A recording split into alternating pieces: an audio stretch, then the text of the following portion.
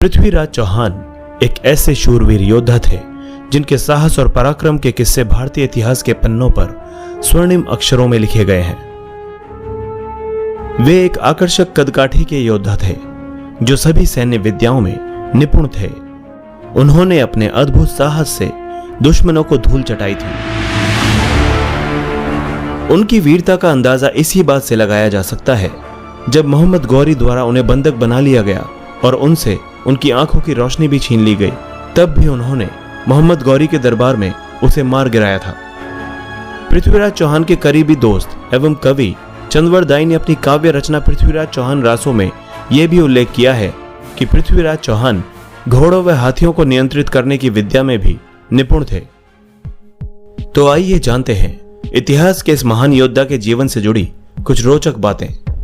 भारतीय इतिहास के सबसे महान और साहसी योद्धा पृथ्वीराज चौहान चौहान वंश के क्षत्रिय शासक सोमेश्वर और कर्पूरा देवी के घर साल 1149 में जन्मे थे। ऐसा कहा जाता है कि वे उनके माता पिता की शादी के कई सालों बाद काफी पूजा पाठ और मन्नतें मांगने के बाद जन्मे थे। वहीं उनके जन्म के समय से ही उनकी मृत्यु को लेकर राजा सोमेश्वर के राज में षड्यंत्र रचे जाने लगे थे, लेकिन उन्होंने अपने दुश्मनों की हर साजिश को नाकाम कर दिया और वे अपने कर्तव्य पथ पर आगे बढ़ते चले गए। राजघराने में पैदा होने की वजह से ही शुरू से ही पृथ्वीराज चौहान का पालन पोषण काफी सुख सुविधाओं से परिपूर्ण अर्थात वैभवपूर्ण वातावरण में हुआ था। उन्होंने सरस्वती कंठाभरण विद्यापीठ से शिक्षा प्राप्त की थी, जबकि युद्ध और शस्त्र विद्या की शिक्षा उन्होंने अपने गुरु श्री राम जी से प्राप्त की थी। पृथ्वीराज चौहान बचपन से ही बेहद साहसी, पराक्रमी और युद्ध कला में निपुण थे। शुरुआत से ही पृथ्वीराज चौहान ने शब्द भेदी बाण चलाने की अद्भुत कला सीख ली थी, जिसमें वे बिना देखे आवाज के आधार पर बाण चला सकते थे और सटीक निशाना लगा सकते थे। बचपन में चंदवर दाई पृथ्वीराज चौहान के सबसे अच्छे मित्र थे, जो उनके एक भाई की तरह उनका ख्याल रखते थे। आपको बता दें कि चंदवर दाई तोमर वंश के शासक अनंगपाल की बेटी के पुत्र थे, जिन्होंने बाद में पृथ्वीराज चौहान के सहयोग से पिथौरागढ़ का निर्माण कराया था। पृथ्वीराज चौहान जब महज 11 साल के थे तभी उनके पिता सोमेश्वर की एक युद्ध में मृत्यु हो गई, जिसके बाद वे अजमेर के उत्तराधिकारी बने और एक आदर्श शासक की तरह अपनी प्रजा की सभी उम्मीदों पर खरे उतरे। इसके अलावा पृथ्वीराज चौहान ने दिल्ली पर भी अपना सिक्का चलाया।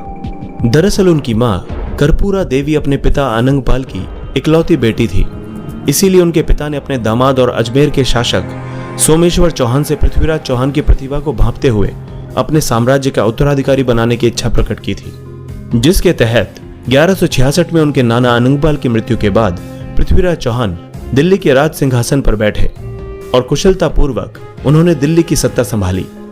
एक आदर्श शासक के तौर पर उन्होंने अपने साम्राज्य को मजबूती देने के लिए कई कार्य किए और इसके विस्तार करने के लिए कई अभियान भी चलाए, और इस प्रकार वे एक वीर योद्धा एवं लोकप्रिय शासक के तौर पर पहचाने जाने लगे।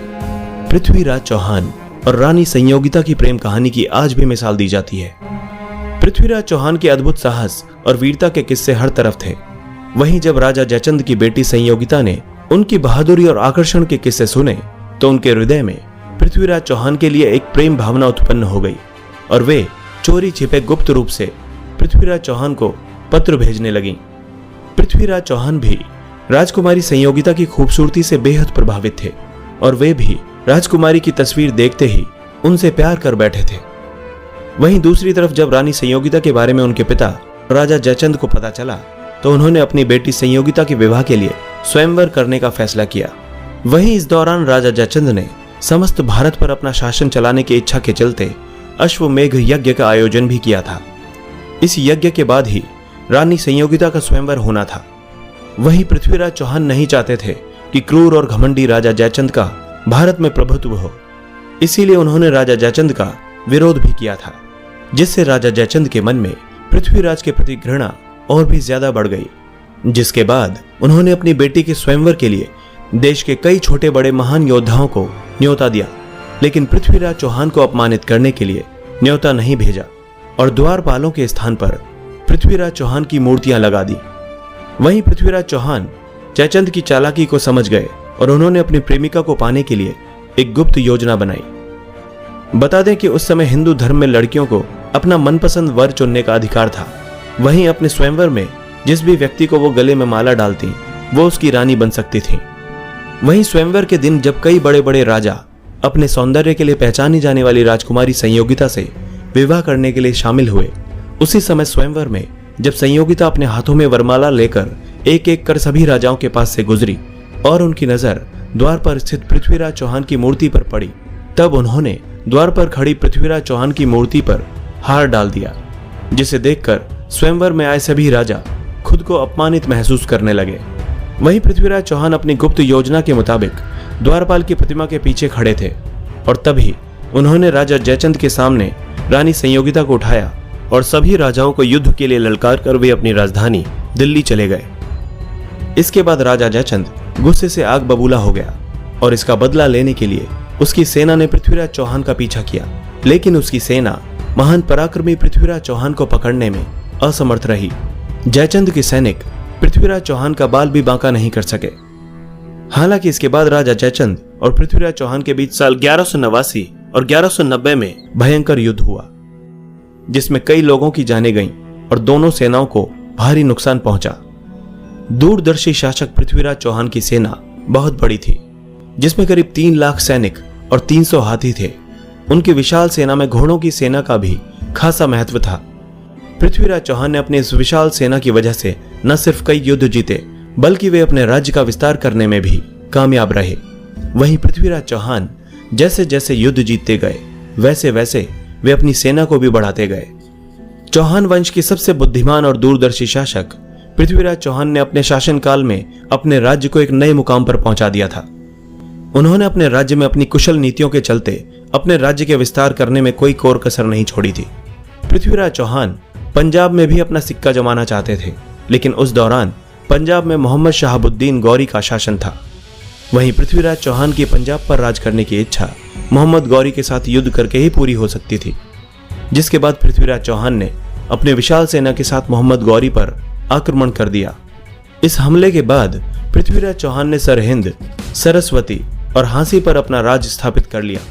लेकिन इसी बीच अनहिलवाड़ा में जब मोहम्मद गौरी की सेना ने हमला किया तो पृथ्वीराज चौहान का सैन्य बल कमजोर पड़ गया, जिसके चलते पृथ्वीराज चौहान को सरहिंद के किले से अपना अधिकार खोना पड़ा। बाद में पृथ्वीराज चौहान ने अकेले ही मोहम्मद गौरी का वीरता के साथ मुकाबला किया, जिसके चलते मोहम्मद गौरी बुरी तरह घायल हो गया और बाद में मोहम्मद गौरी को इस युद्ध को छोड़कर भागना पड़ा। हालांकि इस युद्ध का कोई निष्कर्ष नहीं निकला। यह युद्ध सरहिंद के किले के पास तराइन नाम की जगह पर हुआ था, इसीलिए इसे तराइन का युद्ध भी कहा जाता है। कहा जाता है कि पृथ्वीराज चौहान ने मोहम्मद गौरी को 17 बार पराजित किया था, लेकिन हर बार उन्होंने उसे जीवित ही छोड़ दिया। वहीं पृथ्वीराज चौहान से इतनी बार हारने के बाद मोहम्मद गौरी मन ही मन प्रतिशोध की भावना से भर गया था। वहीं जब संयोगिता के पिता और पृथ्वीराज चौहान के कट्टर दुश्मन जयचंद को इस बात की भनक लगी तो उसने मोहम्मद गौरी से अपना हाथ मिला लिया और दोनों ने पृथ्वीराज चौहान को जान से मारने का षड्यंत्र रचा। इसके बाद दोनों ने मिलकर साल 1192 में अपने मजबूत सैन्य बल के साथ पृथ्वीराज चौहान पर फिर से हमला किया। वहीं जब इस युद्ध में पृथ्वीराज चौहान अकेले पड़ गए थे तब उन्होंने अन्य राजपूत राजाओं से मदद मांगी थी, लेकिन स्वयंवर में पृथ्वीराज चौहान द्वारा किए गए अपमान को लेकर कोई भी शासक उनकी मदद के लिए आगे नहीं आया। इस मौके का फायदा उठाते हुए राजा जयचंद ने पृथ्वीराज चौहान का भरोसा जीतने के लिए अपना सैन्य बल पृथ्वीराज चौहान को सौंप दिया।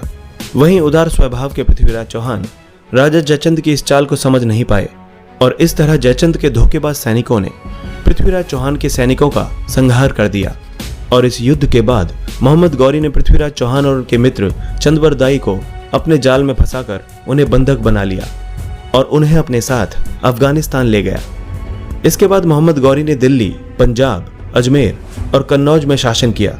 हालांकि राजा पृथ्वीराज चौहान के बाद कोई भी राजपूत शासक भारत में अपना राज जमाकर अपनी बहादुरी साबित नहीं कर पाया। पृथ्वीराज चौहान से कई बार पराजित होने के बाद मोहम्मद गौरी अंदर ही अंदर प्रतिशोध की भावना से भर गया था। इसलिए बंधक बनाने के बाद पृथ्वीराज चौहान को उसने कई शारीरिक यातनाएं दी एवं पृथ्वीराज चौहान को मुस्लिम बनने के लिए भी प्रताड़ित किया। वहीं काफी यातनाएं सहने के बाद भी वीर योद्धा पृथ्वीराज चौहान मोहम्मद गौरी के सामने झुके नहीं और दुश्मन के दरबार में भी उनके माथे पर किसी तरह की शिकन नहीं थी। इसके साथ ही वे अमानवीय कृत्यों को अंजाम देने वाले मोहम्मद गौरी की आंखों में आंखें डालकर पूरे आत्मविश्वास के साथ देखते रहे, जिसके बाद गौरी ने उन्हें अपनी आंखें नीची करने का आदेश भी दिया। लेकिन इस राजपूत योद्धा पर तनिक भी प्रभाव नहीं पड़ा, जिसको देखकर मोहम्मद गौरी का क्रोध 7वें आसमान पर पहुंच गया और उसने पृथ्वीराज चौहान की आंखें गर्म सलाखों से जला देने का आदेश दिया। यही नहीं, आंखें जला देने के बाद भी क्रूर शासक मोहम्मद गौरी ने उन पर कई जुल्म ढाए और अंत में पृथ्वीराज चौहान को जान से मार देने का फैसला किया। वहीं इससे पहले मोहम्मद गौरी की पृथ्वीराज चौहान को मार देने की साजिश कामयाब होती, पृथ्वीराज चौहान के बेहद करीबी मित्र और राजकवि चंद्रवरदाई ने मोहम्मद गौरी को पृथ्वीराज चौहान की शब्द भेदी बाण चलाने की खूबी बताई, जिसके बाद मोहम्मद गौरी हंसने लगा कि भला एक अंधा कैसे बाण चला सकता है। लेकिन बाद में गौरी अपने दरबार में तीरंदाजी प्रतियोगिता का आयोजन करने के लिए राजी हो गया। वहीं इस प्रतियोगिता में शब्द भेदी बाण चलाने के उस्ताद पृथ्वीराज चौहान ने अपने मित्र चंद्रवरदाई के दोहों के माध्यम से अपनी यह अद्भुत कला दिखाई और भरी सभा में पृथ्वीराज चौहान ने चंद्रवरदाई के दोहों की सहायता से मोहम्मद गौरी की दूरी और दिशा को समझते हुए गौरी के दरबार में ही उसका वध कर दिया। इसके बाद पृथ्वीराज चौहान और चंद्रवरदाई ने अपने दुश्मनों के हाथों मरने के बजाय एक दूसरे पर बाण चलाकर अपनी जीवन लीला खत्म कर दी। वहीं जब राजकुमारी संयोगिता को इस बात की खबर लगी तो उन्होंने भी पृथ्वीराज चौहान के वियोग में अपने प्राण दे दिए।